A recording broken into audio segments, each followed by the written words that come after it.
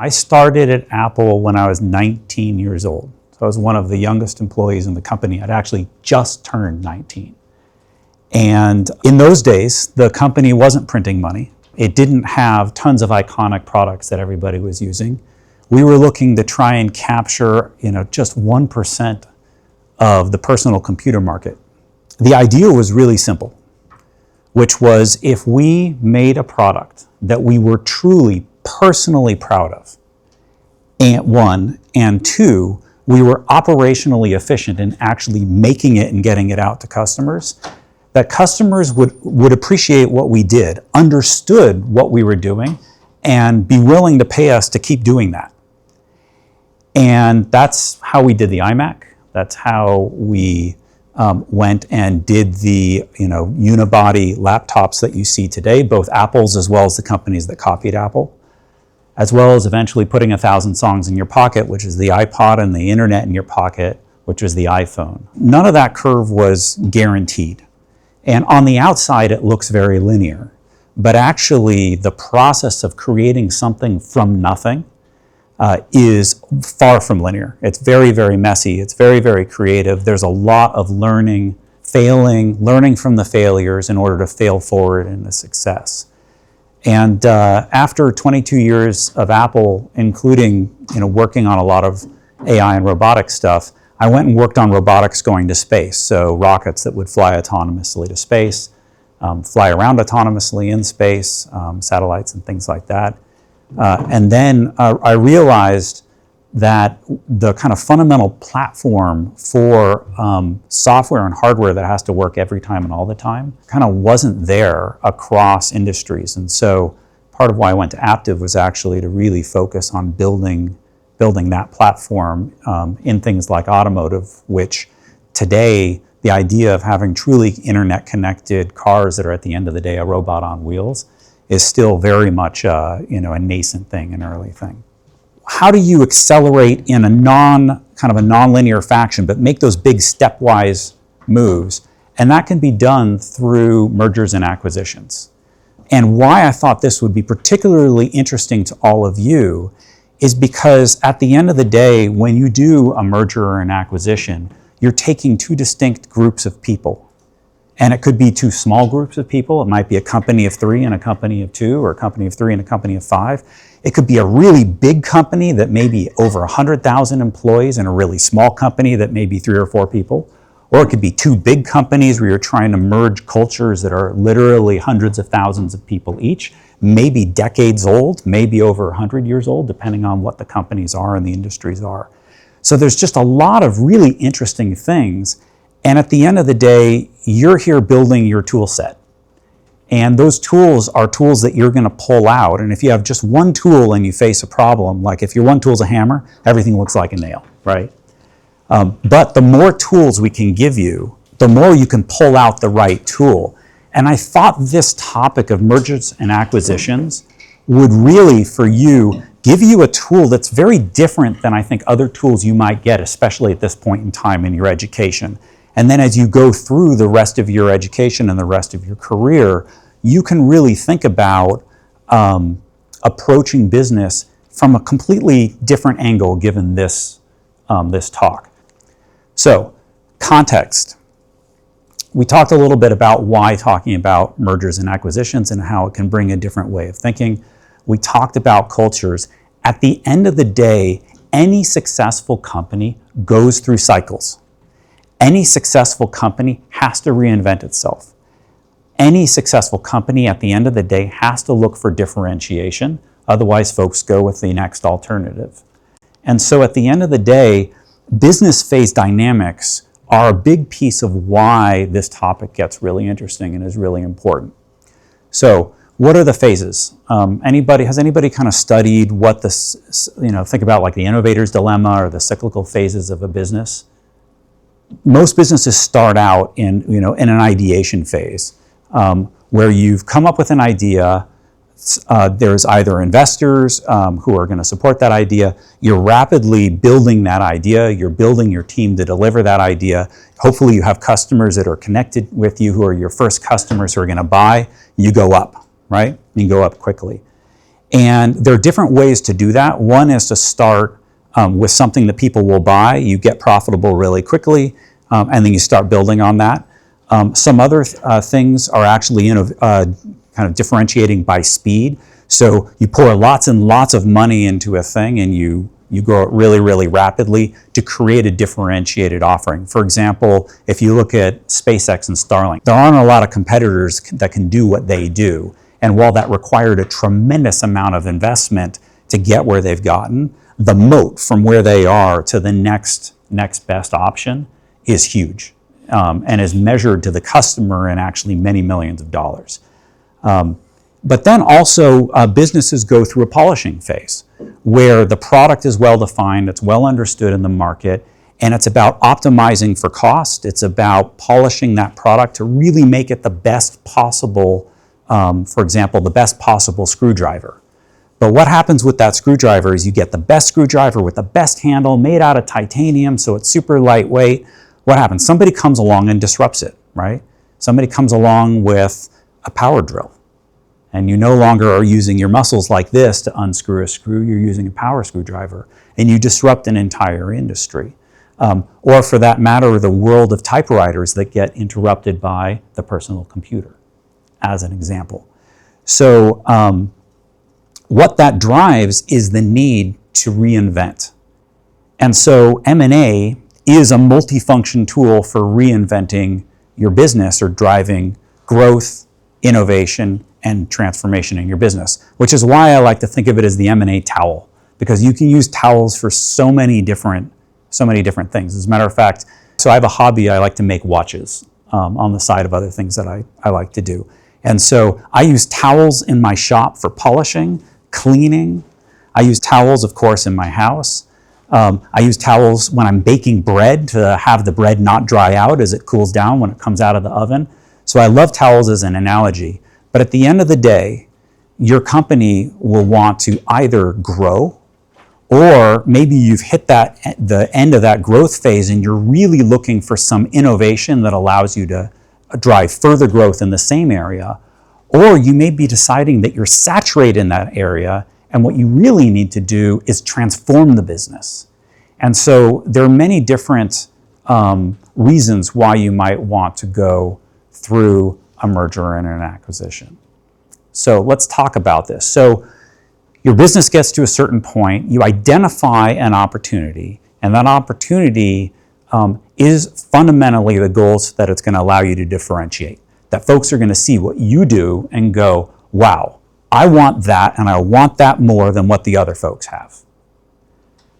Well, to deliver on that differentiation, that's where M&A comes in. And actually, really, before M&A, you think about what is my make versus buy versus partner. So let's talk about that. Well, first of all, why make, buy, or partner? Well, at the end of the day, you're trying to do really one of three things. The first is build the capability.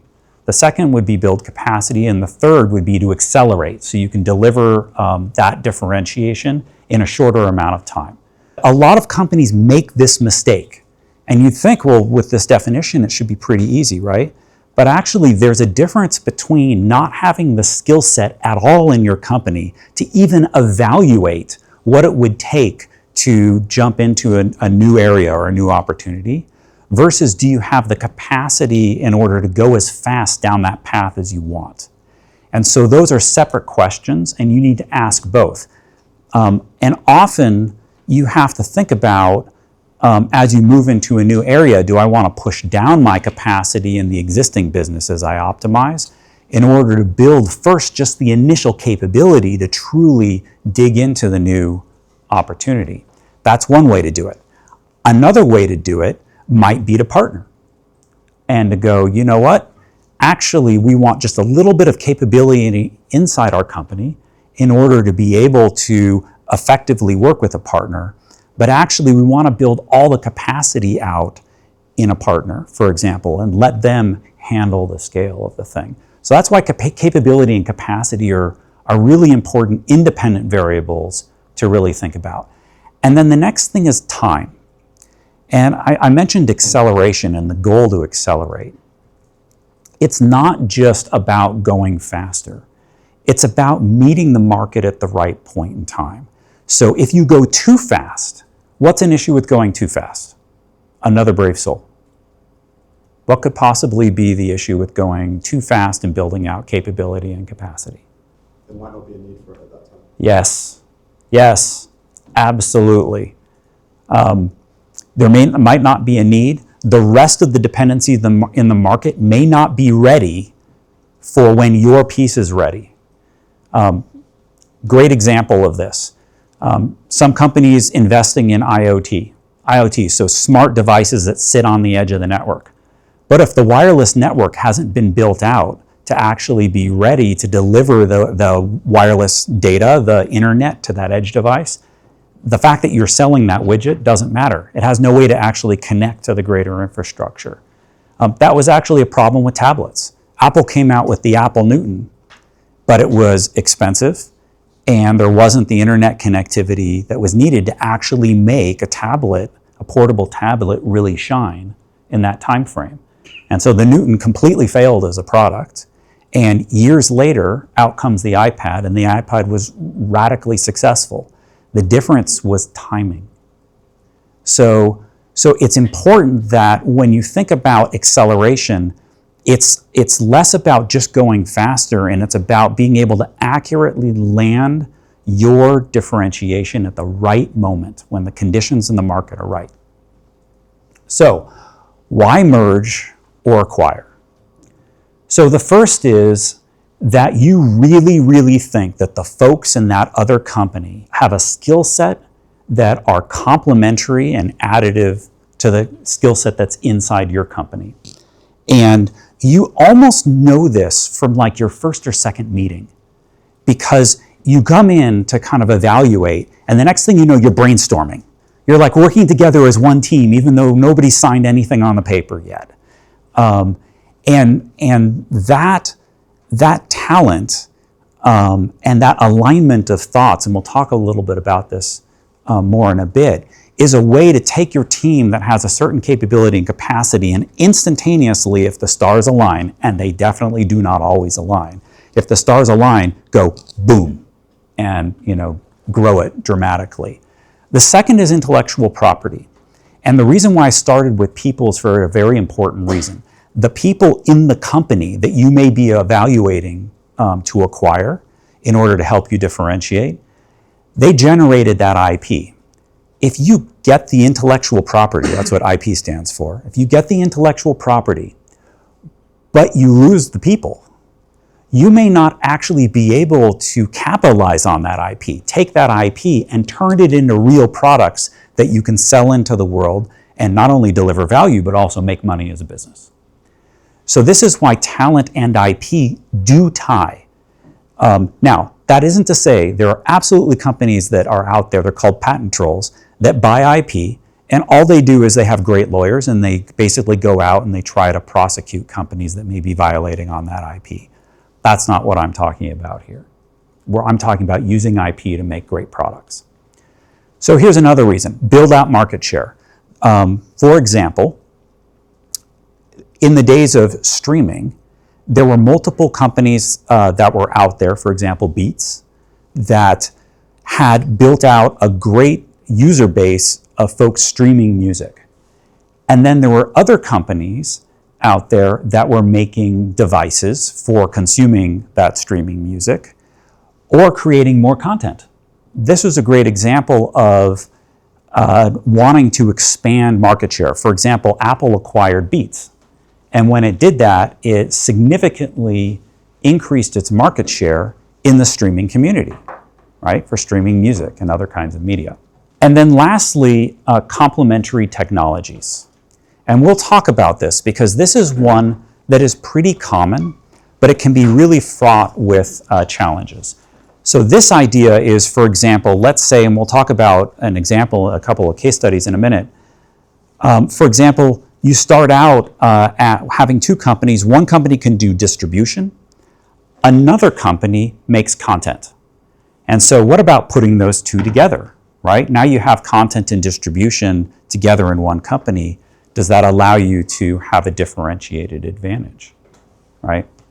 Or for that matter, music and the hardware for consuming that music. If you look at Meta, for example, they do both virtual reality headsets and a ton of 3D content. So you put all this together, and it only actually makes sense if by putting these two companies together, the result is more than the sum of their parts. 1 + 1 has to be greater than 2. If not, you didn't actually get the efficiencies, the synergies, etc. So a few case studies. When mergers and acquisitions happen, there's a lot of betting that goes on. You're talking about groups of people who now have to come together as one. And if it doesn't work out, people's jobs can be impacted, shareholder value can be impacted. And you might go, well, who cares about the shareholders? Well, you all are future shareholders. So first one, it's kind of like the blue screen of death. For those of you who know the Windows blue screen of death, reflect, repent, reboot, order shall return. America Online, who here remembers America Online? All right, we got one. Two, we got two. So when I was growing up 1,000 years ago, America Online was actually the first big internet services provider. And at the time, interestingly enough, Time Warner was the biggest media content creator. And so there was this great idea that they had, which was, hey, if we've got online distribution, which is a big deal now, and we've got content creation, let's put these together under one hood and have it work. There was only like a few really big issues with this. First of all, the culture of the content creation industry, so think the movie industry, was completely different, especially because their minds were still around DVDs. Who still knows what DVDs are? Hopefully somebody does. Videotapes, Blockbuster stores, things like that. They really didn't get online. And their idea for how to sell was literally to ship large reels to movie theaters to have them play in the theater. There was no download the file and play it digitally.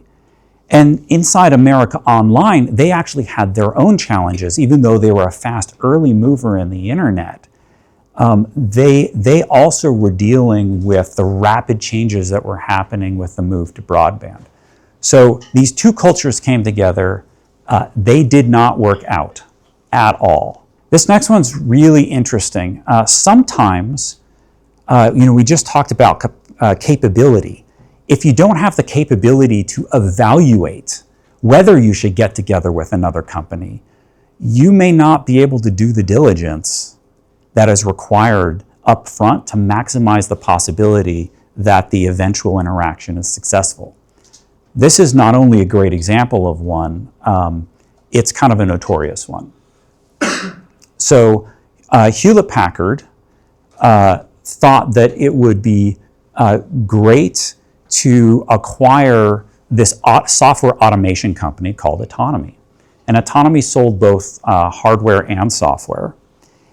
And HP did not have the capability to do really deep diligence in this area. And this acquisition was a very big acquisition. After the acquisition, the team started to try and merge and do business. And very quickly, the view inside HP was that the goods that they had purchased were not the goods that had been advertised. And that resulted in a breakup. It also resulted in massive lawsuits globally. Inside the United States, HP was not successful in those lawsuits. In Europe, HP was successful in those lawsuits, basically saying, look, Autonomy, you sold us a bill of goods that wasn't there. In this case, HP also claimed that Autonomy was not accurately financially reporting what pieces of its business were generating what revenue and what profit. And they didn't, in their upfront work, didn't have the expertise to actually go in and kind of know enough detail under the hood ahead of time.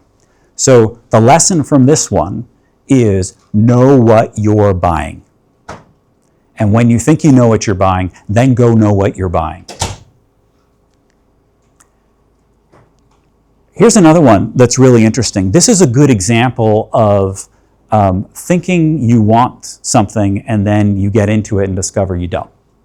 Who knows what Cisco does? I saw one head shake no. They create a tremendous amount of software. For example, who's heard of WebEx? Zoom, WebEx, Teams, right? Three collaboration pieces of remote collaboration software. Cisco, WebEx is part of Cisco. So Cisco does communications enterprise, really robust enterprise, internet appliances, infrastructure equipment, and the software to make it all work. So a lot of the internet runs on Cisco. Flip video. Has anybody heard of Flip video? It shows you how quickly companies come in and out of our memory. Flip made this really, really cool high definition video recorder that was really small. And if your smartphone wasn't such an amazing video recorder nowadays, it might still, be in existence. But in the early 2000s, Flips was really, really hot. And so Cisco was thinking, gosh, we've already got a lot of penetration in the internet. We have expertise in getting media to flow through the internet. So we're deep in enterprise, we understand it well. We'd like to get into this consumer space because we're going to make a lot more volume. It's a path to growth. Remember we talked about growth being one of the goals. And so Cisco acquired Flip. There were a number of issues that happened very quickly. The first was the cultures between these two companies were completely different. Flip was consumer products, go fast and break things. The worst thing that could happen with your Flip device is you don't get the video you wanted or the battery gets hot when charging. Cisco's in the business of building the internet. It has to work every time and all the time. And so Cisco is a much more slow, methodical, process-driven company to make sure that the products that come out the other side are incredibly robust. But the cost of that level of rigor and robustness and review is speed. And so there was a huge clash in cultures right away.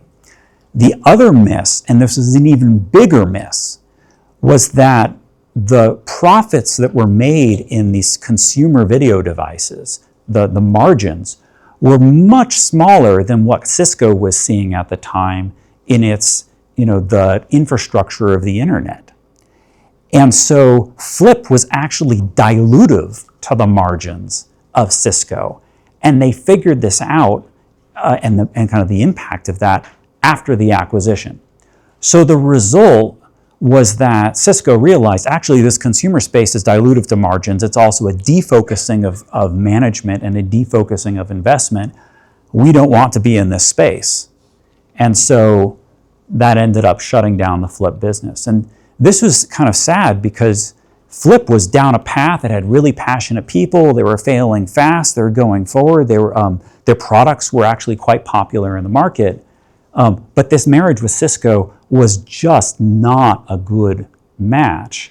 And part of it was because what Cisco actually wanted wasn't what they thought they wanted. So this next one is about Alcatel and Lucent's merger.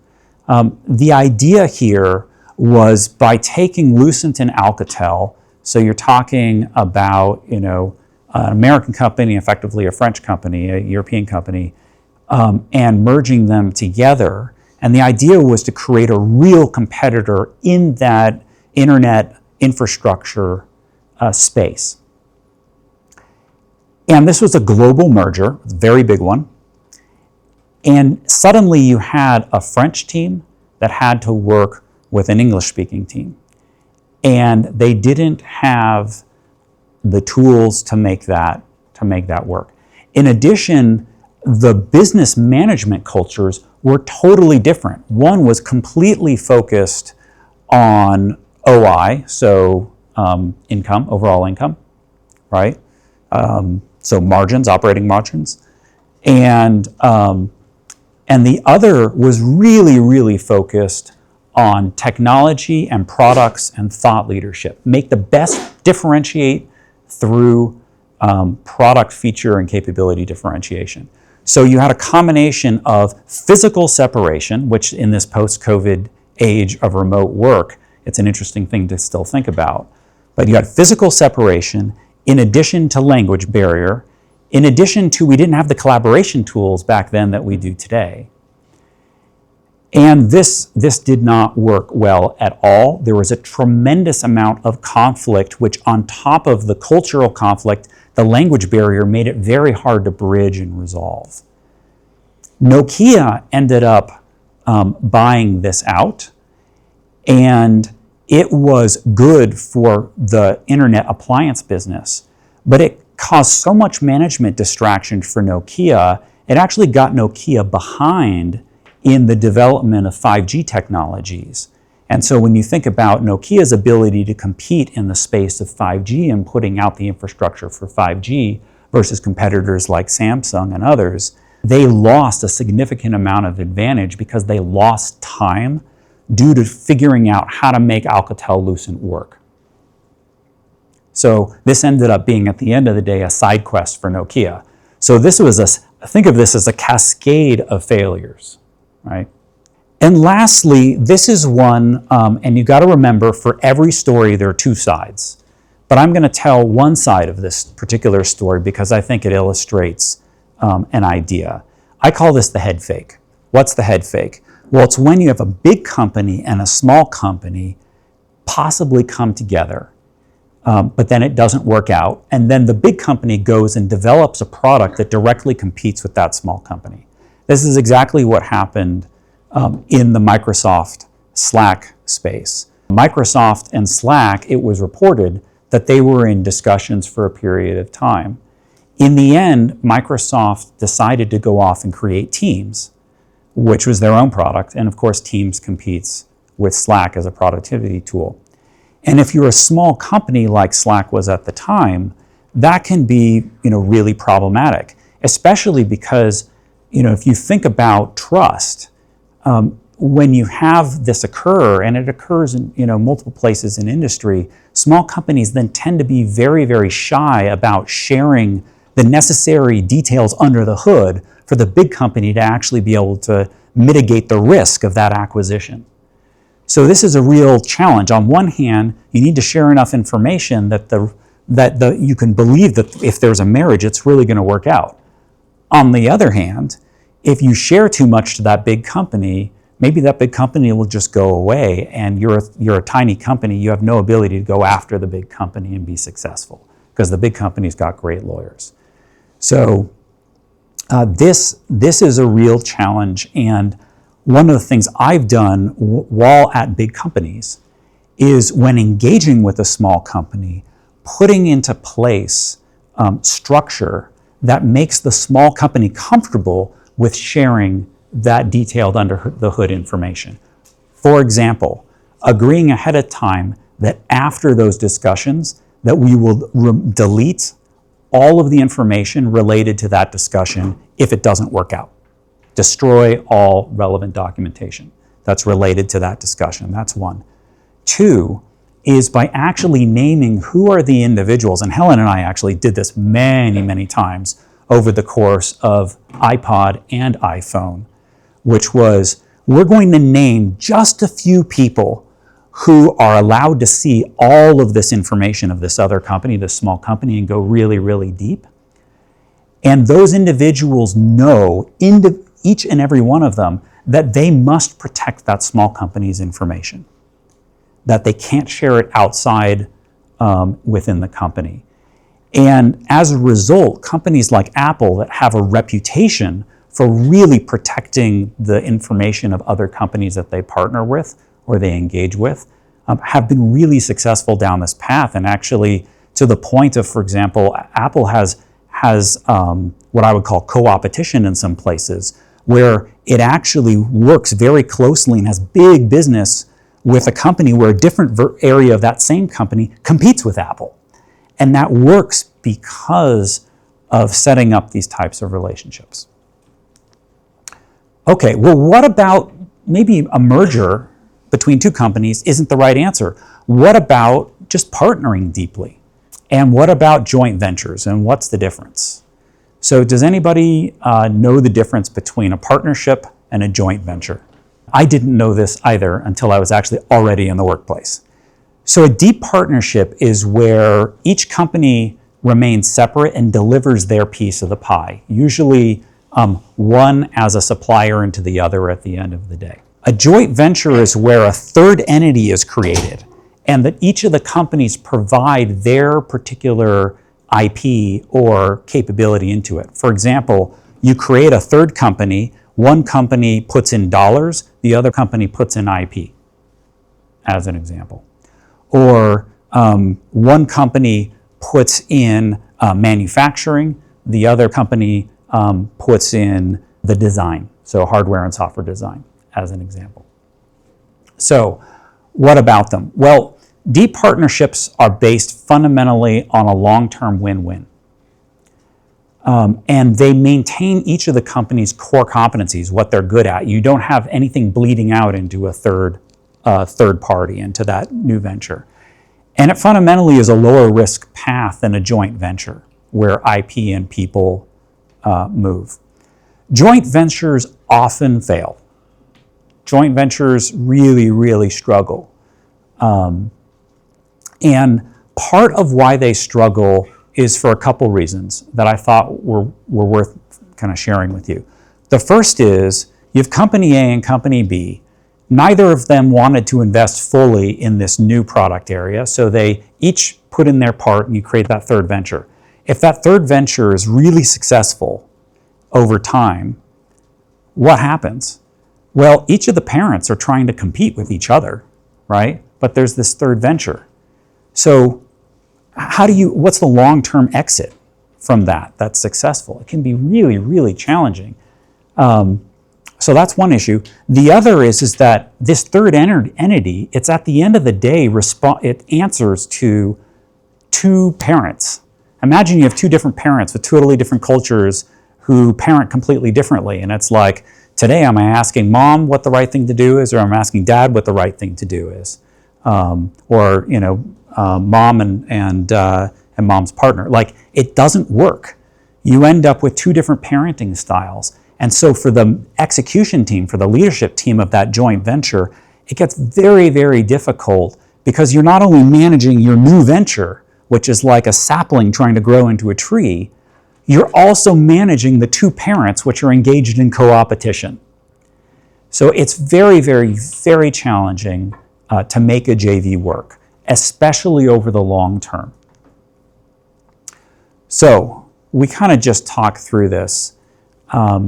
One of the things that I also like about partnerships that I'll just add, and for example, Uber and Spotify is a good example of a partnership that's worked out really well, where if you've got Spotify, you can play your playlists in an Uber vehicle when you take an Uber, is that they allow for the growth of each of the brands, and they're still doing the 1 + 1 = 3 thing while they're still maintaining their identity. All right, so we talked about incompatible values and cultures in JVs. We talked about this. How do you deal with the governance of the parents, and then how the relationship evolves versus time, and it's just really complicated. And complicated is a word that you should start thinking of as being a curse word in the world of business, because the more complicated something is, the harder it is to model it, both in your mind as well as on computer. It's harder and harder to actually understand how it works. And so simplicity usually maps to success. So I'm going to pause for a second. And before I show some of the questions that I think are important around defining success, I would love to get your thoughts.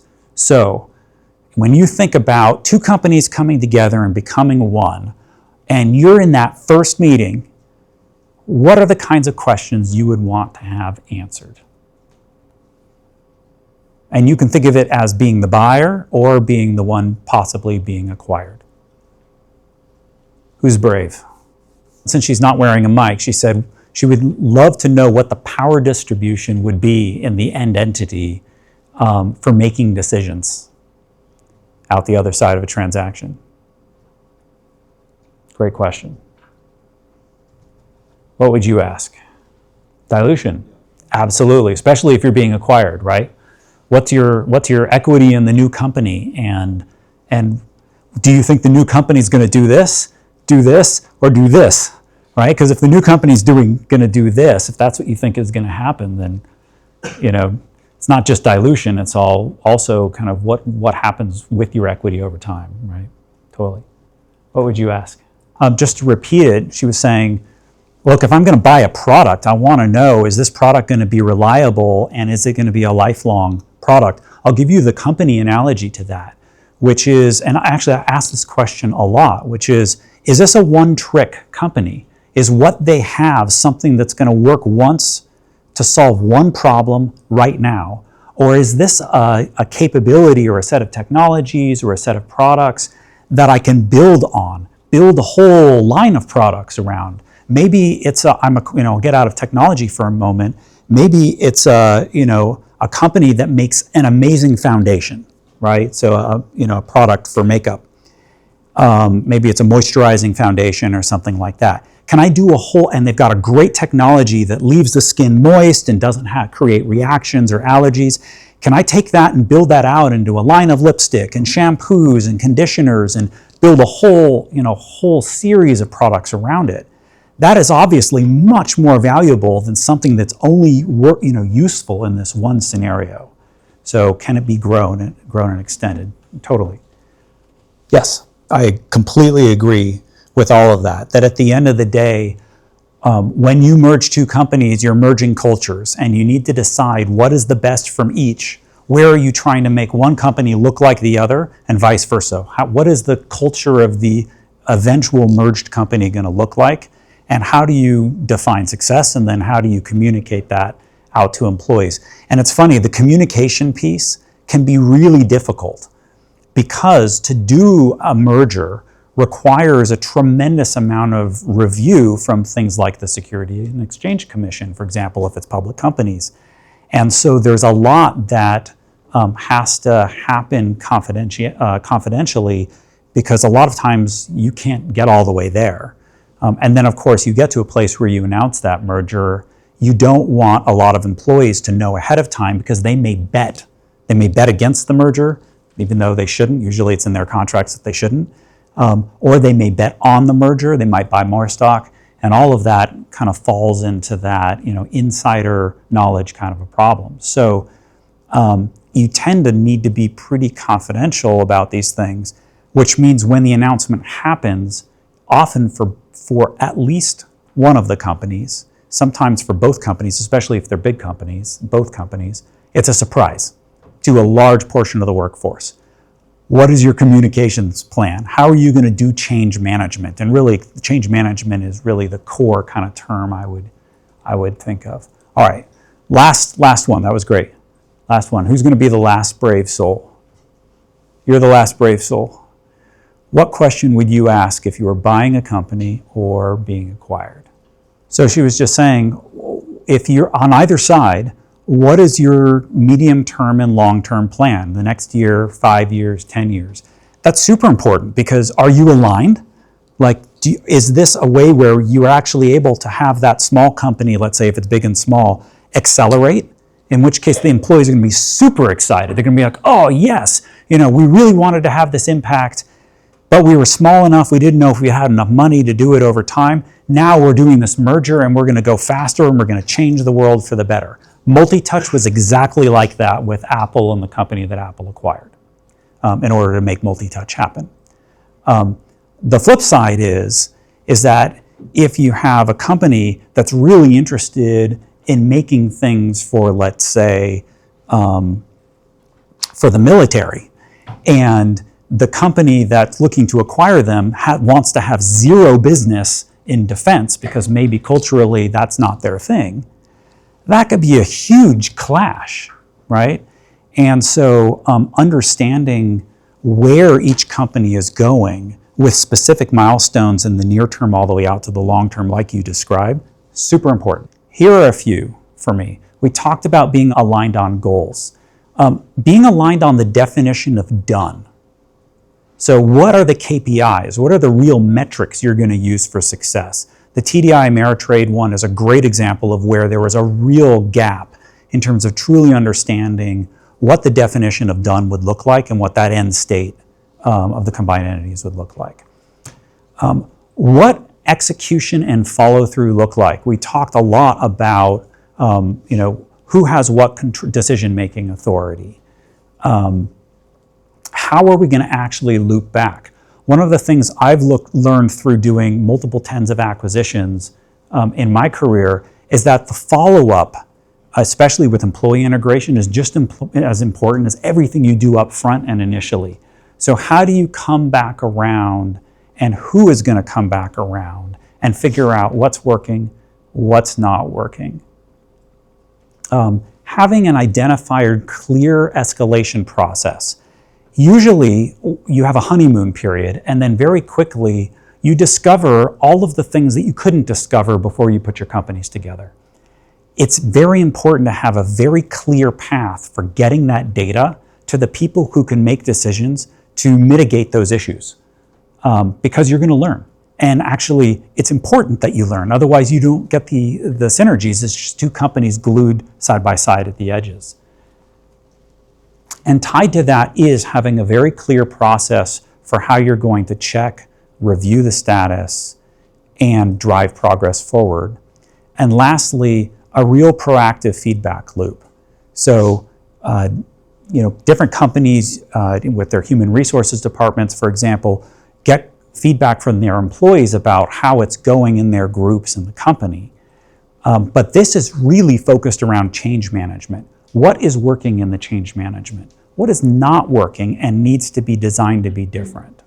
To summarize all of that, in the process of doing a merger and an acquisition, if you're going to go put two companies together, you must first align on goals.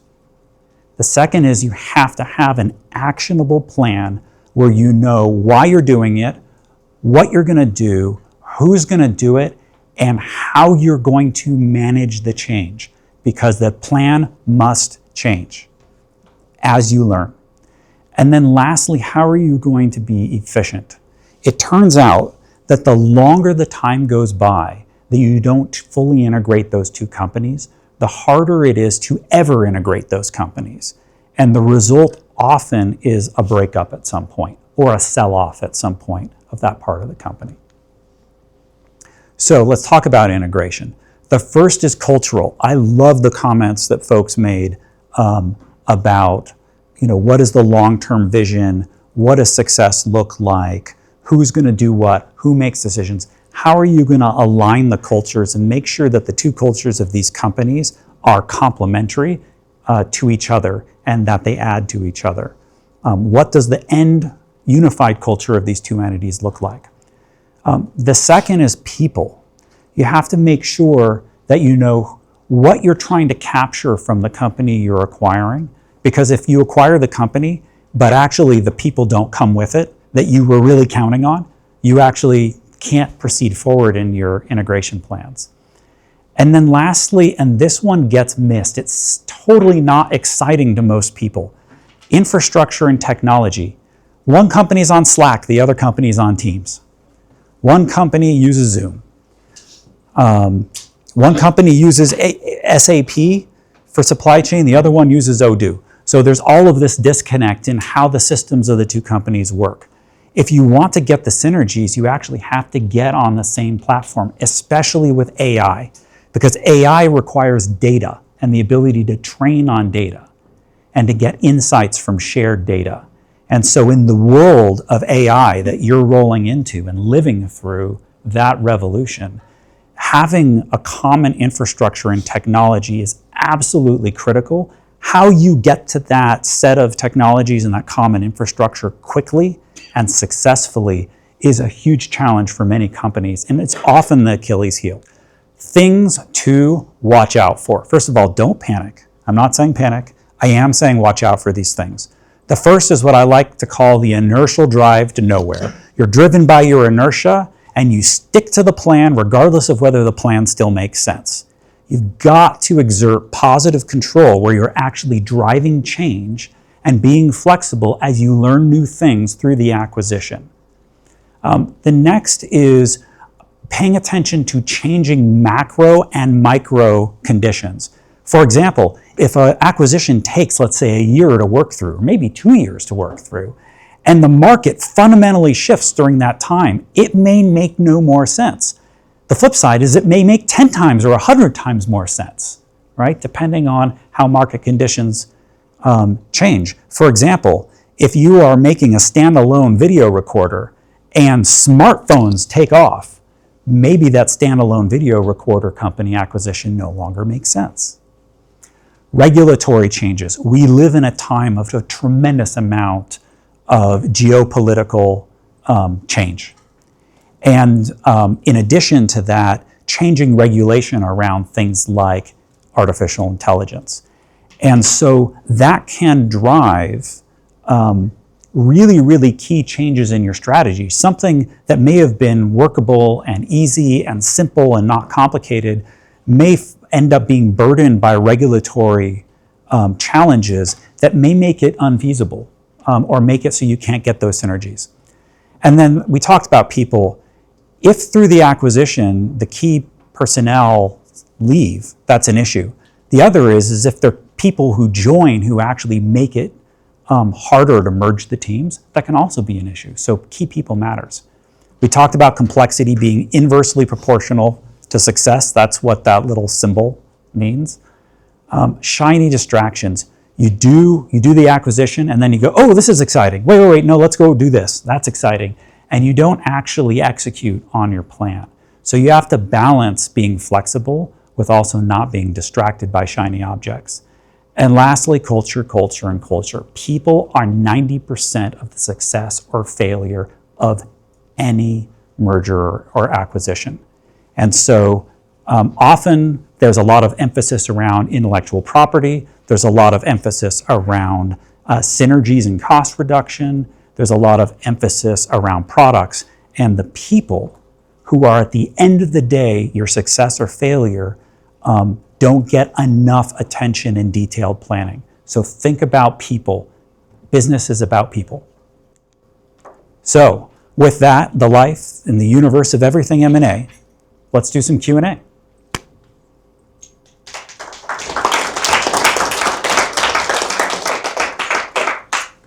All right, questions about anything. So great question, because what I didn't put on this list was beware of founders. But that is absolutely one that I and Helen have had to deal with over the years many times. Because founders often are emotionally very tied to their business. And an M&A decision is actually doing something for the best of their business, but they lose a lot of control. They may lose all control. So I've had countless founder dinners and discussions. And the way I've always pitched it to the founder, and I want to tell you all this because then you know what the other side of the conversation looks like, is this is your chance to have your business graduate from high school to college, or from college to real life. And that is an incredible gift you can give your business and all of the employees in your business. For any parent sending their kid off to college and then they're no longer at home, it's like painful and heartbreaking for the parent. Except for Helen here, where Irene is, still here with us today in the classroom. But seriously, it's very emotionally traumatic to let your baby go off into the real world, and your company is your baby. However, what a gift. And if you want your child to really succeed, at some point in time, your child has to walk on their own. And that's the opportunity. Now, from the founder's perspective, the founders that I've kept in the company are ones who are really self-aware and care more about the success of their people and the success of the business than they personally care about themselves. So less ego, less selfishness, and more altruism, and more care about impact.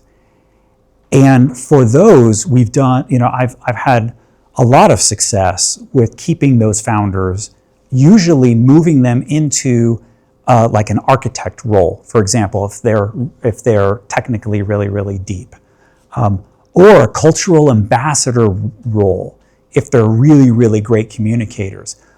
Some of them actually into operational roles, like the number of previous founders / CXOs of small companies that are now in leadership positions operational leadership positions in one of my previous companies is significant.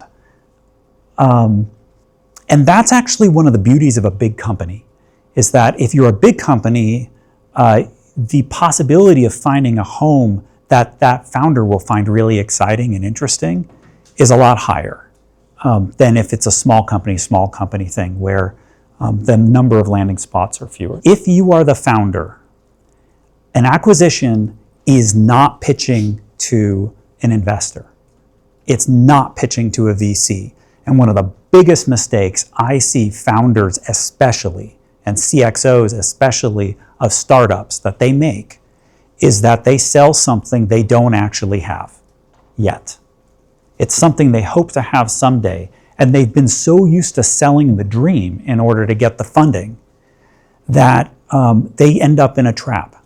And the worst part about that is that usually in an acquisition, the payout to the founders and to the rest of the employees is based off of performance over time. So if they don't actually deliver the goods, they don't get nearly the payout that they were hoping for. So it's not good for anybody. It's not good for either side. And so it's actually a thing for you to store away as future leaders, founders, entrepreneurs of companies. Store this away in the back of your head that the moment you end up in a conversation about an acquisition, you should be in the mode of let's get real about what we really, really have, what we aspire to do next, and what we aspire to do someday. Because by doing that, you will build so much credibility with a company that's considering acquiring you.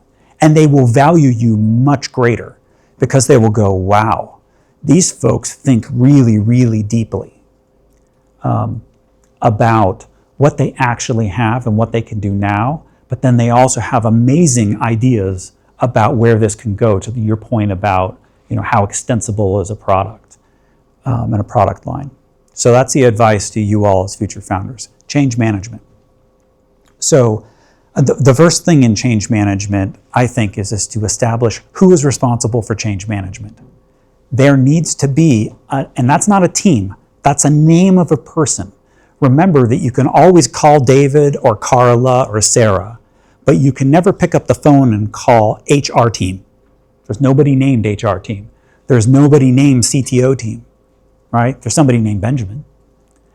So who is the individual? And similarly, when you then go through the roles, who is going to make sure that the basics for employees are taken care of? Simple things like if you're merging systems, what is the name of the person that you're going to give their email address or a alias to their email address out to all of the employees to be able to contact if they're having any simple IT issues. I've seen employees quit because they couldn't get their new email working, or they couldn't get their new telephone number working. I've seen employees come and escalate that they're using their personal computer and their personal phone because they can't get their new system set up and working right. And just imagine how frustrating that's gotta be. You want to go faster. The whole point of this was to go faster and do great things. And actually you can't even do the things you were able to do 2 days ago, right? So the reason why I start there is when people think about change management, they think about culture and they think about these really, really big ideas. But actually, if you don't handle the basics, the big stuff doesn't matter. So what I would say is start with individuals and real ownership and accountability, and make sure that you place the power to make change with the person who's responsible, who's actually accountable for making sure that change is successful. Great question. So there are good reasons behind wanting to keep two companies truly separate, especially if you think they're truly complementary with a clear interface in between. And one key thing, especially when it's two different cultures and a big company, a small company, is if you like the go fast and break things culture, let's say of a small company, and you don't want to bog it down, that's a reason to do it. Like, for example, a skunk works kind of an environment, or you want to maintain that really fast startup environment over here. The challenge with that is that you have to build in a transfer mechanism for the value coming out of that smaller company, for example, that's highly separated, into the bigger one. Otherwise, you tend to end up having them go their separate ways over the long term. Now, that may not necessarily be a bad thing, because if you're trying to transition over to what the new company does, the small company does, the goal may be to build that small company over time if it's successful, and if it's successful, wind down what's happening over on this side. The other issue I see with keeping separate is that often that also means separate systems, separate HR systems, separate kind of all of the fundamental IT infrastructure. And when you do that, you end up not getting the economies of scale. And so the cost basis for maintaining that relationship is high. So while it's done, and it's done for that reason of there may be regional differences, there may be cultural differences, it's less than optimal over the long term if those other issues can be dealt with. Do I have tips for somebody who wants to get into M&A? Well, first of all, if you want to get into M&A, because M&A to me is a tool in a toolbox, right?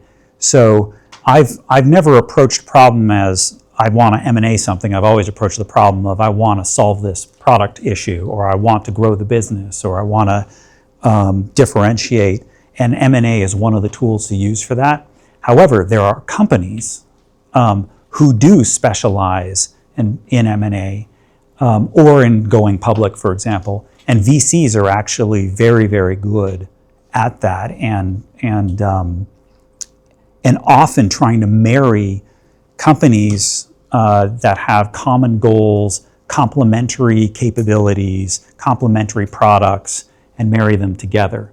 So what I would recommend doing, and this is just me, and it happens to be the way a number of my friends went, is start out in an area that actually builds something from nothing. So actually don't start in M&A. Start in a company that generates a product. And it doesn't matter what product. It could be a financial product, it could be a technology product, it could be a medical product, it doesn't matter, but a real product. And because to truly understand what you need to watch out for, knowing what it takes to make something from nothing, take it from an idea to truly a product in the marketplace, is a core skill set that makes you so much more valuable in the M&A space. Once you have that, then go to a VC firm, for example, and look at investments and what it means to invest in different types of companies, and then go from that into business development, M&A, et cetera. I think that three-step process is a really good one where you build some really incredible skills. Well, thank you so much.